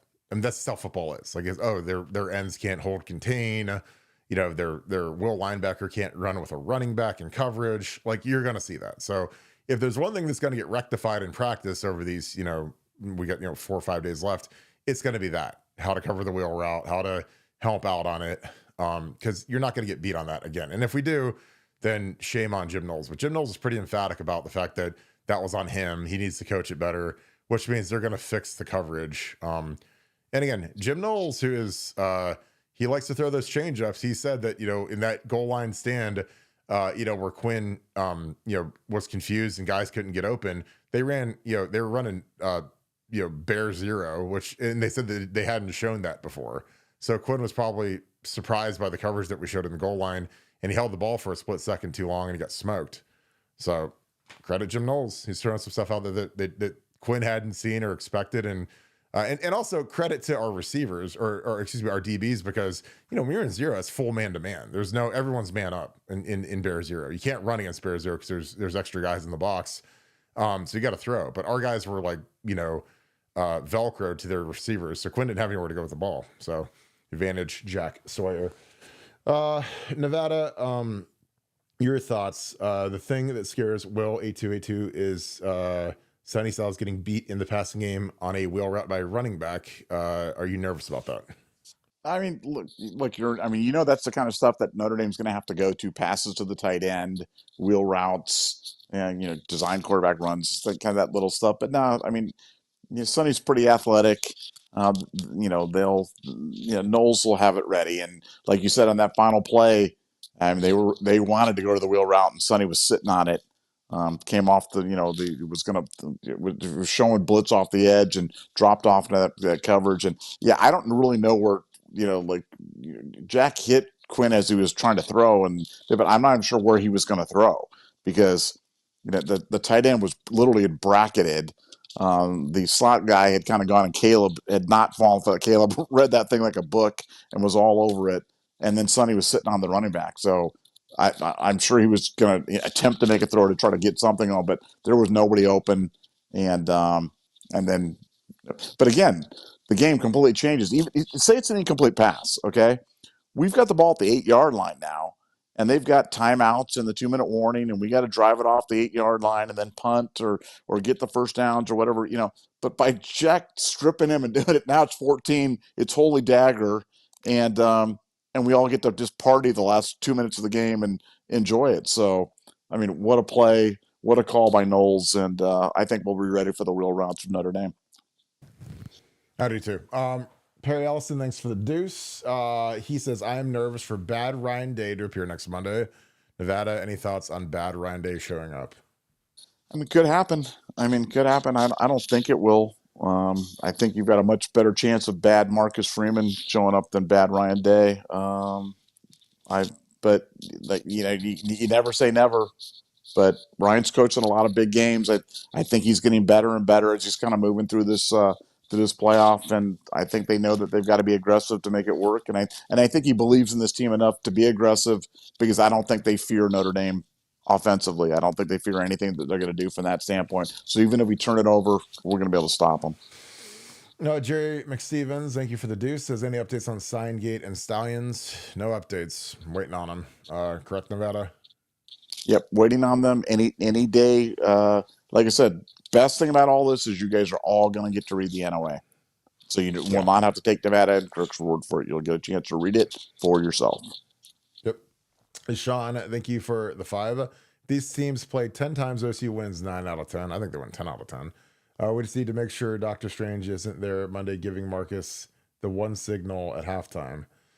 Yeah, I don't see how they hang with us, because they don't have any skill guys that scare me at all. And their O-line is beat up, and they couldn't run the ball versus Penn State at all. Penn State was, again, I would much rather play Notre Dame than Penn State. I know Penn State beat Notre Dame beat Penn State, but I think Penn State has better players. I think that they both have equally bad wide receivers. Again, they caught that long ball where the cornerback fell down and then the safety, slipped or whatever. So it wasn't lucky, because they made the play and the kid got it to the end zone. But anytime a quarterback falls down, like slips in the grass, that's a little lucky, I think. What are your thoughts about it? If these guys play 10 times, OSU wins 9 out of 10. And he needs to make sure that Dr. Strange is there Monday giving Marcus the one signal at halftime. What are your thoughts? Yeah, I think 9 out of 10 is right. I think it's probably about a 90% implied odds, and look, football's a funny game. I don't need to tell you. You've been part of weird games that you won that you should have lost, and lost that you should have won, and anything can happen when you're out there. But I really like our chances. I like the fact that the elements aren't going to be a factor. It's not going to be about wind or rain or snow or cold or anything else like that. I think that limits the number of bad variable outcomes for us, and I'm very, very confident in The team could not be in a better frame of mind. The staff could not be in a better frame of mind, and we're about as healthy as the team could expect to be, considering it's week 17 of the college football season. So I love our chances. Devin, what's up, brother? Happy birthday, my dude. Ohio 7715. Thanks for being an ultra member. Thank you for being a great mod. Thank you for having a great birthday. Happy birthday, brother. Appreciate all you do for us. Scoop Nation, what's good? Kirk in Nevada. Buckeye Boys interviewing Donnie Nicky and Tim Anderson tonight. Come join. So make sure you guys head over to Buckeye Boys after we finish up. Nevada OH. Happy birthday, Devin. Appreciate you, brother. And enjoy the game on Monday. He'll be in the building. Poohbeard 12, thank you for the 10. Thank you for being an ultra member as well. Thank you for always being hilarious on here. Appreciate you, my guy. In my opinion, Jack's first step has gotten way faster this season, especially the last 3 games. Yeah, I mean, he's been working at it. I mean, that's, when every NFL scout says that they want to see a quicker first step in hand violence, like you got to that's a lot of reps after practice. It's a lot of watching tape. I mean, sometimes your first step will get faster just because you study tape. You get off on the mark faster. You see, if you pick up any sort of mannerisms from the center, the quarterback, if the guard punches his hand out for them to snap the ball, if you can get a tell there, that'll make you look way faster. And Jack studies a lot of film. 2, did you see Holtz's comments? He says Notre Dame will win with culture. Way to puff out your chest and predict a 3-point win. I mean, again, guys, everyone hates Lou Holtz. Lou Holtz is 99 years old. And again, I think he's harmless. And I think that he's a guy that is Notre Dame tried and true to the bone. So I expect him to say Notre Dame's going to win. And when we smash them, no one's going to point their finger and say, oh, Lou Holtz, you picked them to win. That's what he's supposed to do. Again, if they were playing the Pittsburgh Steelers or they're playing the Kansas City Chiefs, he'd pick Notre Dame to beat them too. So again, Lou is fine, whatever. I mean, again, I know Ryan got all heated by what Lou Holtz had to say, but he's irrelevant. Don't let irrelevant people have space in your mind. Pooh Beard, again, I appreciate you, Nevada. Here we go. In my opinion, Jack Sawyer's first step has gotten way faster this season, especially the last 3 games. And did you see Holtz's comments? What are your thoughts, Nevada? Yeah, the Holtz stuff we've kind of talked about. It's just shtick, and he's old and he kind of babbles, and he's like Lee Corso, and I don't take any of that stuff seriously. As for Jack, I mean, they've unleashed him. Remember the first half of the season up to the Oregon game, they were doing that cage rush thing, and now they've told those guys, go, see ball, get ball, destroy ball. They're moving those guys all over the line. I mean, Jack made that big play on 3rd down from inside. He was rushing from defensive tackle on that 3rd down play. He wasn't at the defense. I mean, they're moving them all over the place. I mean, it's almost like a J.J. Watt kind of approach right there. And, like you said, when you combine film study with great instincts and then freedom to be able to go do your thing, then the results are what we're seeing. But we always knew he had it in him. And that's why, and again, and this isn't trying to blast anybody, but when people were on Jack and JT, we're like, man, you guys are being a little harsh. These guys are really, really good players. And, I mean, I don't need to say that we're vindicated on it, but we're kind of vindicated on it because they're really good players. So that's very fortunate to have them. Well, I talked to some personnel people in the NFL, and a guy that loves JT is Bill Belichick. I mean, Bill Belichick, if he would have been coaching the Cowboys or whatever instead of the North Carolina Tar Heels, he would have drafted JT because he would have used him in his multiple front, and JT would have had a incredible career. Just horrifying what he would do in Bill Belichick's scheme because he'd be like a Richard Seymour type in terms of being able to hold the edge, probably gain a little bit of weight, but he's that kind of a freakish athlete, got the Polynesian thing going where those guys are always wicked strong, and he's fast. I mean, he's leaner than he was last year, and he's noticeably quicker. Obviously, he's got the ankle, so that's going to hamper him a little bit, but JT's a fantastic defensive end. I think with Jack, I mean, JJ Watt noticed. Now, he's not JJ because JJ's 6'6" and Jack's 6'4"-ish. But, I mean, you got to remember, JJ Watt coming out of college wasn't exactly JJ Watt first ballot Hall of Famer. I mean, when the Houston Texans drafted JJ Watt, he was booed at the draft party. When they showed, with the 10th pick of the draft, the Houston Texans select JJ Watt, University of Wisconsin, the boos just rained down on the party. And that was something where, JJ obviously remembered that and turned into one of the greatest players in the history of the game. And, I'm not saying Jack's JJ, but I mean, he's about as productive as JJ was in college, and he's getting, the thing about Jack's, he's getting better, getting much better. And he's a year younger than JJ, or they're the same age. They're both fourth-year guys. JJ left as a fourth-year junior, but I mean, I'm not saying he's going to turn into JJ, but the way he's rapidly getting better, I mean, he's going to have a really, really strong NFL career, and he's going to be a guy that I think he's going to end up being a first-round pick because he's just been so productive, and to me, he's a sure thing in the NFL because you draft him, he's going to be a hard worker, he's disciplined, he's tough, great leader. I just don't know how you don't inject him into the culture of your locker room if you're a team that's picking from 20 to 32 at this point. So, let my Cameron go. Thank you for the 5. Hey guys, life is good as a Buckeye. Watching Notre Dame versus Penn State, the biggest thing I noticed was that the slowness of play. We're just on another level. Nevada OH. Yeah, I mean, we are a speedy team, and that's by design. We can do a lot of stuff with our speed. Do you notice that as well, Nevada? Yeah, I just think that's a huge edge. And, again, I don't want to be the old guy that repeats himself, but that's why you want to play in a dome in this big game. You want to be perfect weather conditions where we can kind of take advantage of our speed. And I think that'll be in full effect on Monday night. I know the game plan is all about speed on both sides of the ball. Yeah. Super Nerd, thanks for the 10.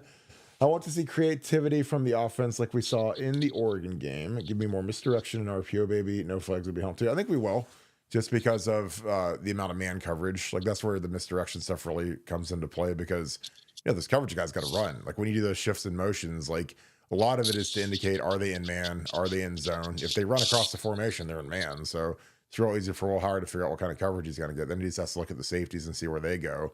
And you get the full kind of indicators done. So I think it's going to be a very creative game plan. And I think that, we're going to get our playmakers in space and make the game easy for Will Howard. I mean, you have JJ and Trey and Emeka, just make it easy. Nice, easy throws, reverses, orbit motions, 2 running back looks. There's a lot of easy stuff we can do. I think we're going to do that.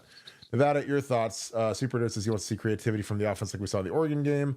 Misdirection, RPO. What are your thoughts on that? Well, yeah, and I think that what people have to remember about the Texas game was that was basically a home game for Texas, and I think it limited some of the stuff that we could do because of the crowd noise, and then you throw on top of that some of the untimely penalties that we had that really kind of put us in those third and long types of first and 25s and stuff like that. So yeah, I don't expect that to happen, and the crowd's going to be at least 55-45 Buckeyes down there, maybe 60-40. So at least we take that off the table as well. So, all signs point to a big night on Monday. Revive the Hunt. This is really nice of you. Thanks for the 20. He says, joined the Scoop, which is BuckeyeScoop.com. That's our concierge level message board that we are on all the time, 24 hours a day, to keep up with the cheating scandal. So glad that I did. Being a member and following the boards and podcasts has opened up a whole new level of enjoying Buckeye football. Thanks to everyone in the Scoop fam. Well, we really appreciate that. That's something that, I always tell people, like, if you enjoy this show, the message board is the perfect companion to, because that's where we're at. If we do the show for an hour and a half or 2 hours every day, the other 20 hours, 22 hours a day, or, minus the 6 or so that we sleep, that's where we're at. We're on the board all day. A lot of the, when we have a lot of breaking stuff and nuggets, like, that's always on the board first. So it's something where, people have really gotten to fall in love with the board because it's always in your on your phone, ready to go. You got a 5-minute break at work, you can jump on there, see what's going on with Ohio State football, see the latest breaking news. We have an incredible community of people that are awesome on there. So yeah, again, I just I love all you guys that have jumped on there, and a lot of you screen names that were originally on here have jumped onto the board, and it's awesome to see guys like Pooh Beard, Devin. Take the plunge and join the message board. And once guys get on it, they love it forever. So it's always really cool to see guys people kind of cross over back and forth and get to know, the communities as they kind of merge together. Nevada, survive the hunt. Again, this is a very, very kind note. Anything to say to all the kindness that he just espoused? No, we just appreciate it. And, I'd echo, if you like the podcast, you'll love the message board because it never sleeps. It's always going, and we always break everything first there. So, like I said, if you're a fan of the podcast and you got an extra 30 cents a day in your pocket that you're like, hey, I could either go out and buy this stick of gum, get just some chiclets, or I can become a more knowledgeable Ohio State fan. Hey, invest that 30 cents, become a more knowledgeable Ohio State fan, and come join us at BuckeyeScoop.com. Jim Dushel, brother, appreciate you, my man. I hit you up the other day. I hope you're doing great. Thank you for the 50. Very generous of you. Appreciate you, brother. I'll see you soon. The all SEC crew is working this game. Same crew that worked the Penn State Boise game. 23 penalties called that game. Maybe we get a couple holding calls on the D line. Unbelievable. We are 133 out of 133 penalties against. I guarantee when we win this national championship, we will be the only team in the history of the sport to be dead last in penalties called for. So we never. So as much as we complain about never getting calls, there's the statistic right there. 133 out of 1. We are literally dead last in number of calls for us. Nevada, your thoughts on that? Yeah, it's really crazy. It seems to be a bugaboo of a lot of Big Ten teams. So clearly this is a Big Ten thing. But we play more than just Big Ten games, so it's a something. And go back and watch the third down play where Jack knocks the ball down to the goal line stand. The guy's literally grabbing him around the waist, and he's right it's like right in the middle of the play, and he's like got both arms around his waist, like pulling him down as he knocks the ball down, and no call. But hey, I'm sure Texas fans complain about it, and what a perfect story though to have this storybook run and have everything conspiring against you, and you still go out and win it. That would be sweet for sure.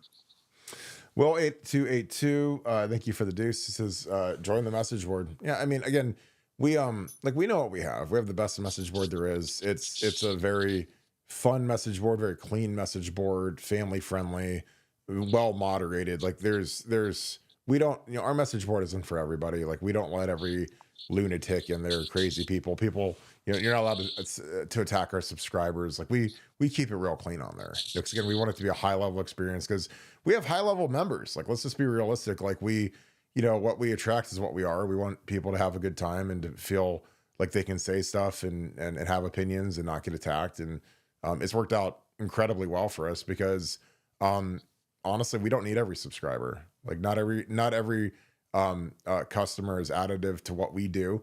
And so there are some that we basically say you can take your money and go home because we don't need it. We don't want it because we want our people to have a great time. Again, it's like when you open up an establishment, a restaurant, a country club, whatever, you don't want every single person in the world to be able to come in, especially when there's people that are destructive and aren't additive. So again, we're very, very, we're very, very militant about policing our board and making sure that it's a good board, it's a fun board, and people are treated with respect. And again, in the message board world, that's not always the case because there are a lot of these boards that we know that they need every single subscriber in the universe to make ends meet, and we don't.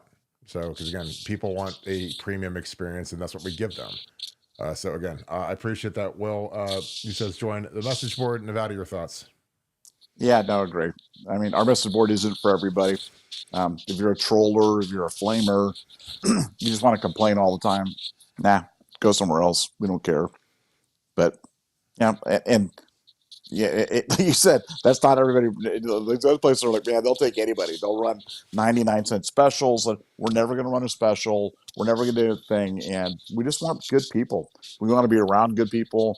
And we have so many thousands and thousands of great members on our board. And if you're a good person and want to be a part of other great people, come join our board.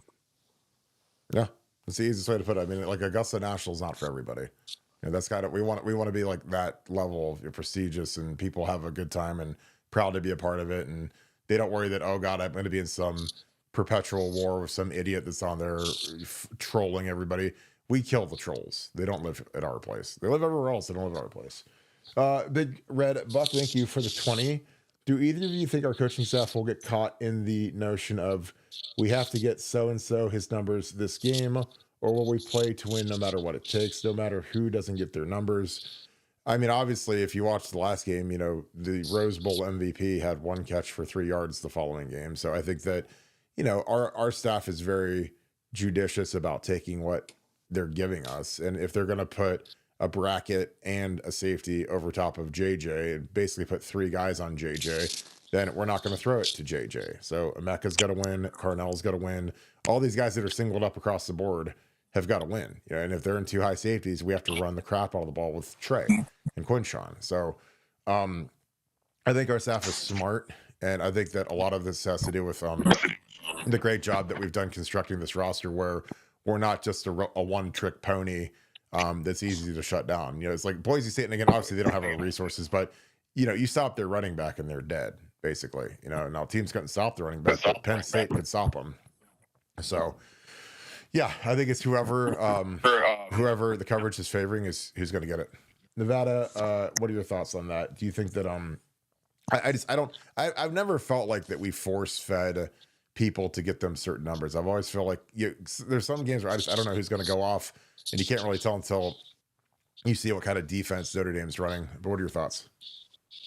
Yeah, and I think we do a pretty good job of that. I mean, look, you can look at individual plays. Like, do I think Will Howard made up his mind on that one play before that he's going to go to JJ? Yeah, I think it's based on his read. He thought JJ had backed off the guys underneath. He didn't see the underneath guys sneak up there, and that happens sometimes. But I think the coaching staff does a pretty good job of kind of winning the surest way. But you can only do that when you've got. I mean, you've got to remember, Emeka Egbuka is the career receiving yards leader at Ohio State. And he's the second option to JJ. And then Cardinal Tate's your third. And then, Trey and Quinshawn out of the backfield, and even G. Scott. And I mean, so we've just got so many weapons. So I hope Notre Dame plays 5 guys on JJ and takes them away, because I'm confident the staff will work other pieces and make it work. I agree. It's going to be interesting to see who goes off. All right, Schaefer Healthcare, thank you for the 5. Tell me this Caden Davis crap isn't going to be a distraction. Go Bucks. For one, Nevada, do you even know who Caden Davis is? It's like this the Instagram whatever. Like it's a nothing, guys. It's less than a 0. So for those of you guys that don't know, Caden Davis was a kid that was a walk-on on the team. He's kind of gained a lot of notoriety because he would do these like day in the life videos on TikTok and on Instagram. And here's what I eat for breakfast, and here's what I did for the workout, and here's what I do for whatever. Here's what I do for I taped my helmet up for the Michigan game. This is what it's like when we travel to a bowl game. And he got kicked off the team like this week or last week or something. So it came out today that he was kicked off the team. Now he's a walk-on. There's a lot of rumors around why he got kicked off that I don't really care to talk about. He's never played a snap at Ohio State. Nice kid. I don't know if he flew too close to the sun, because, again, when you want to do like a full expose of everything that goes on behind closed doors with Woody Hayes, it's not going to go over too great. So he's left at home. He's off the team, and I'm sure that he's, struggling because, it's a week before. I don't know if he got kicked off this week, last week. I don't know when he got kicked off, but he's not going to the national championship. And again, there was a part of me that wondered if he just got cut off because, the expansion of the roster. Because, you got to understand, when they cap this roster now at 125, we've got all these early enrollees coming in that are now part of the roster. Plus, you have all these transfer kids that are part of the roster. So, in a normal time, if the season ended, after the Michigan game, or if we lost to Tennessee, you have that natural selection, whatever you want to call it, where, all these seniors are off of your roster cap, and all of these kids that transfer out are off of your roster cap. But instead, we're still playing. So, you have this mix of these seniors that are on the team, along with these freshmen who are early enrollees. And again, I don't know how that works. I don't know if they get some sort of a waiver where, if you get extended into January playing in these last 2 playoff games, like, do you get to still have your kids come in? Because that was always a big thing with Urban. And Mark Piantonio would do a real good job. We'd have this big tape board in the staff room, and it would have like a very, very calculated roster. This is how many seniors we have, juniors, sophomores. This is, and now it's probably almost impossible, and it's because it's so fluid, because guys are transferring out, guys are transferring in. The guy, you always have to write, this guy could go pro, this guy could transfer out, so that you can project out your numbers. But now that they have this hard cap at 120, or I think it's 120 or 125, I think that like a lot of these walk-ons are going to get cut. And so again, I think that, I don't know what he did that they're making it this big public expose of Caden Davis, who I'm sure a lot of you guys have never even heard of. But I think he would have gotten cut anyways, just because once you bring in all these transfer kids, and then you bring in all these freshmen early enrollees, like you don't have enough room. Now again, I could be wrong, and again, obviously, it might be a little different this year because we're losing a ton of seniors this year, and we'll have some juniors that declare for the draft as well, like maybe Quinshon and Davison. But so I don't know, but it's not a distraction. He's never played a snap. Again, I don't know how I feel about a guy who's on the team who just films everything, and he's gained a significant social media following. Like when American Eagle does a signing event and they have Will Howard and Trey Henderson and Jeremiah Smith, all these guys that are these big NIL babies for the shot team brands like American Eagle and that. Like Caden Davis is one of the guys that got invited because his social media following so big. So it was like all of the guys, Trey Henderson, JJ, Will Howard, JT, Jack. It was all like the big dogs and Caden Davis, because Caden Davis's social media following is so big. So again, I don't know. I don't really care. It doesn't matter about the game at all, but the timing was very interesting. So I would assume that something went sideways there. But it is what it is. There's no impact on the game. Imagine Wagons JVB. Thank you for the 5. If you had to pick one senior from the team to come back, who would it be? Also, who do you think the guys that propose for players for awards that should be fired? Jerry Emick should have been fired years ago, because he's just terrible at his job.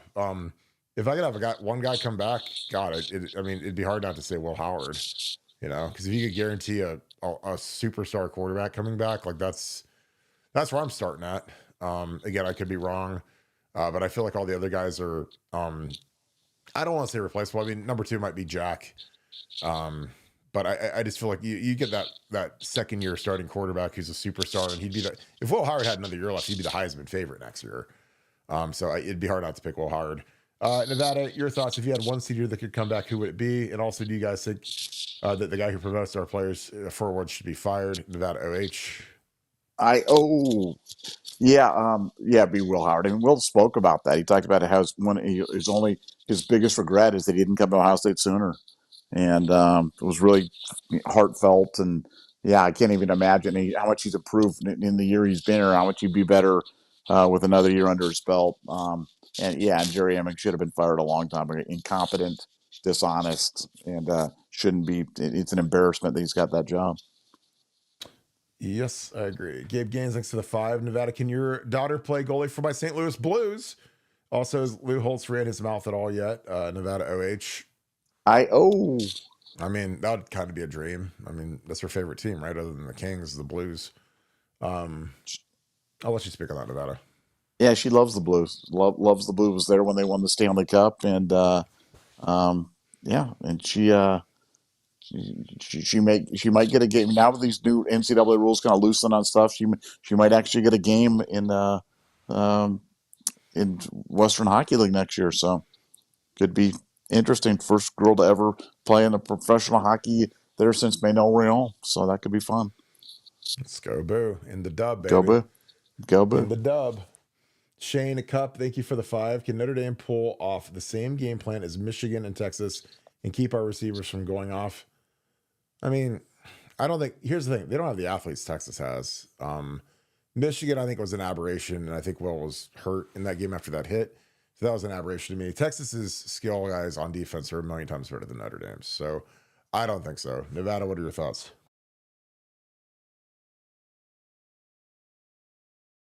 Use music, homie. I mean, do I think they could? Sure. I mean, there's an iteration in this game where they can do that, but I don't think they definitely don't have the athletes of Texas.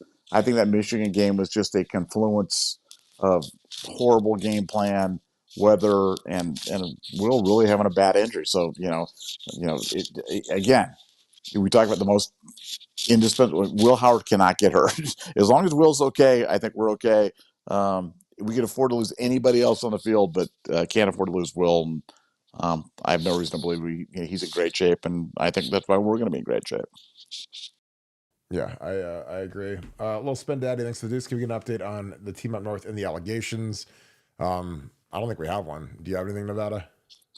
No, just we're waiting. We're waiting on the the formal notice of allegations to be published due to the Freedom of Information Act, and we're waiting on the scheduling of the full hearings, because Michigan has not settled as of today, because they can't, because what's being asked for the NCAA, they can't.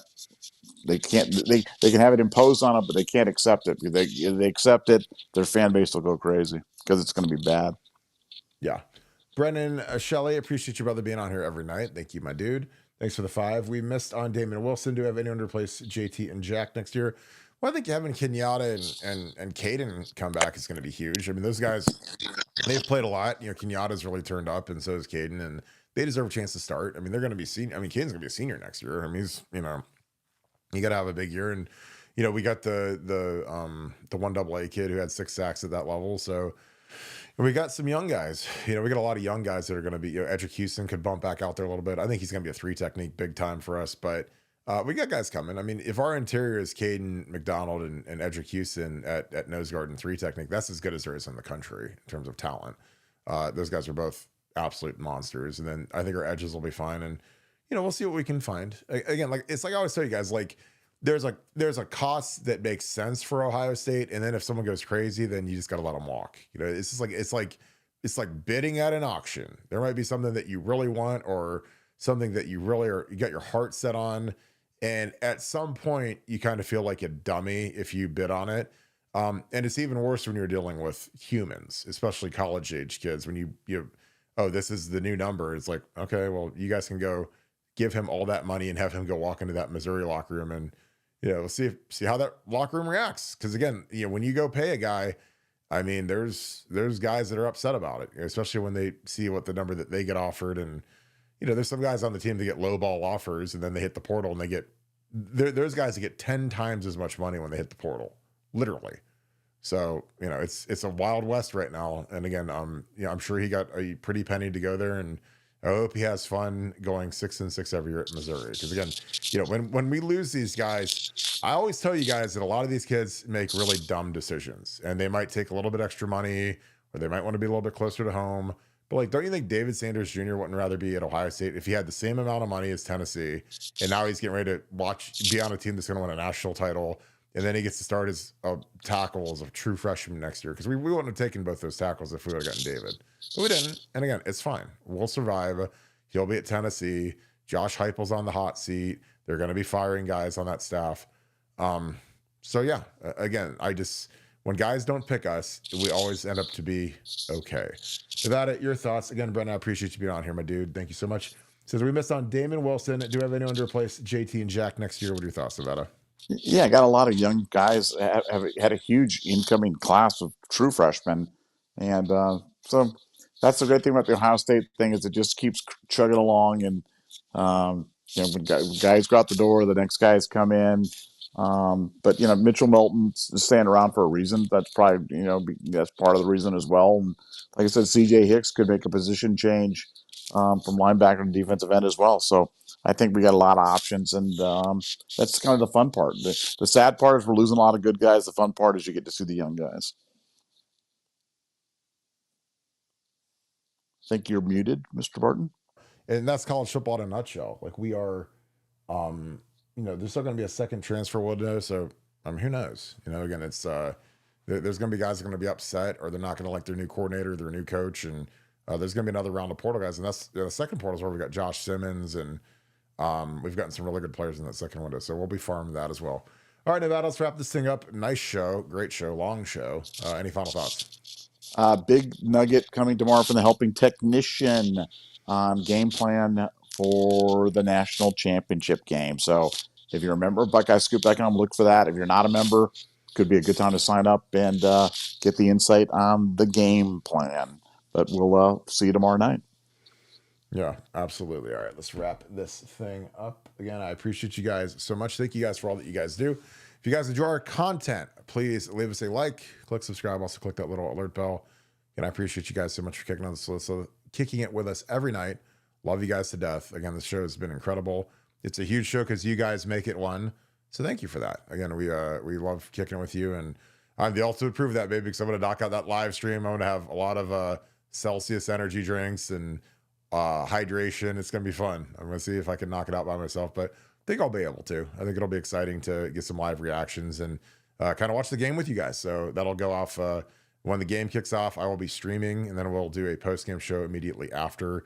Not sure if Nevada will make it. I hope he does, but obviously I don't know what the traffic's going to be like after the game, but I'm sure he'll rush back to the hotel to try to join the post-game show. But again, I just appreciate you guys so very much. If you guys want to do something huge for us, give us a follow on Apple Podcasts and Spotify. That has been growing. That is the best thing in the world you can do for us right now is follow us on Apple Podcasts, because it's something we frankly have neglected. And if you guys want to just help us, that is a huge way to spread the good word and let people know. It's the #1 Ohio State podcast, completely free, and it really helps us out. So with that being said, thank you so much, Buckeye Nation. Thank you, Scoop family. It's getting close, guys. I mean, we got Wednesday night, Thursday night, Friday night, Saturday night, Sunday night, and then it's National Championship Day. So it's going to be 5 sleeps, and it is time for the foot to hit the ball and time for destiny to be written for the Buckeyes. So really excited about it. We'll be going each and every night. See you guys at 7:10 tomorrow. You guys have a great night. Go Bucks.